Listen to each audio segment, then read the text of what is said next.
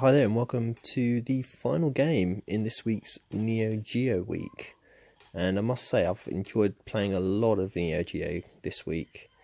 It's been especially good picking out those games that maybe don't get more of a look in, because there are a lot of fighters and those standard kind of games that the Neo Geo is synonymous for, but it's been nice taking a look at ones that I don't really, or haven't in the past, given a lot of gameplay to. So yeah, we're taking a look at a beat 'em up. This is a Robo Army. It's a two-player scrolling beat 'em up, and first time I played this, actually I wasn't too blown away by it, but it is a really good solid beat 'em up. I mean, there's another beat 'em up on the Neo Geo. I think it's called Burning Fight, which were, this and that one was probably the lesser two beat 'em ups that I was trying to decide on which to put on this week, and I've gone for this one. It's got slightly better gameplay for me personally, so we're going to take a look. It's got those really nice high res chunky Neo Geo sprites, and the game looks amazing.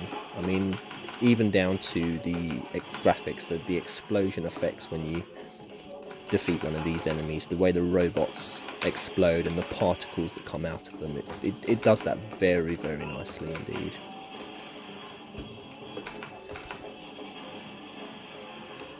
And it also harks back to more of a standard style in the way that you've got the barrels and different items that the bad guys drops, like arms. Like if you destroy one of the bad guys, their arm will fall off, and you can pick that arm up to use it to beat up the enemies. You can pick up cars and barrels and throw them at the enemies, and pipes, as you can see here. So loads of stuff throughout the level to use as a weapon. And on top of that, you've got a kind of special move power option as well. So those the 5 blue bars of life that you get as a health bar. Just below that, you can see 6 different coloured orbs, and so you've got essentially 2 of each. There's 3 different special moves, and you can use those twice before they run out. So lots of different kind of power-ups and abilities to use in this game, and you can pick up more throughout the level as you walk through. Few annoying enemies in here, like those dogs that you can see. Probably best to try and just get out of their way until they run off the screen, because they're so small you can't actually physically punch them. So unless you've got something to throw at them or you use a special move, it's probably best just to dodge out their way until they're gone off the screen.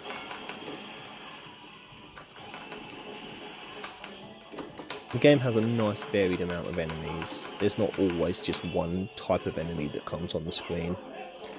You've got this great morphing ability here, as you can see as well, which you pick up one of the power-ups and it morphs you into this coal, which you can use to take out the enemies, which helps you out, gets you a lot of enemies killed. So you've got that, and this stage 1 is not that long. So what I'm going to do, I'm actually going to play through stage 1 and stage 2. So the boss here, this mecha monkey, I'm just going to go straight ahead and just use one of the special moves. Use 2 of them, and it takes the boss out straight away. No wasting time there.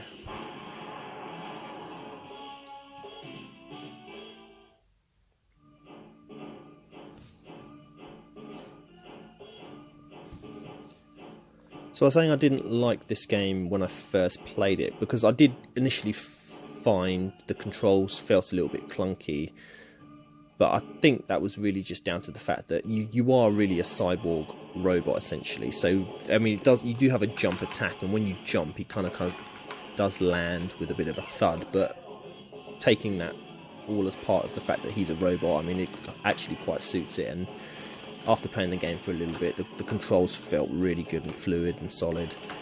I like the way that he's got a special move where you'll see at some point where I punch, if you do a punch attack, he will actually kind of do like a big slicing karate chop and the effect is that the bad guy kind of splits him down the middle and he explodes, which is quite a nice touch. So I mean, the violence in this game, there's no blood obviously because they're robots and they explode, but it's even there quite prevalent in the fact that they thought about doing something like that. It's quite a good visual effect. Some annoying robots here with flamethrowers. I really should be using my jump attack a bit more to dodge over those, but I tend to get hit a lot here with those. Watch out for landmines as well. The enemy patterns on this section seem to be quite simple. These guys are a little hard to destroy. They're not just one hit. They take a few hits to get through, but you've got to be very careful not to step on any of the landmines. I tried to use the special move there, but I completely missed, so I completely wasted that. And of course the game shines obviously in the 2-player mode, so anyone joining in will take control of a blue robot. They do look quite different. They're not, you know, clones of the same sprite. They're two completely different characters. So yeah, player 2 control a blue robot, and yeah, the idea is just the world's being taken over by this cyborg race who wants to take the humans' brains out and clone an army. So yeah, the robot army from the US has been deployed to sort them out. Got a Terminator style robot in the background there trying to cause a bit of problems.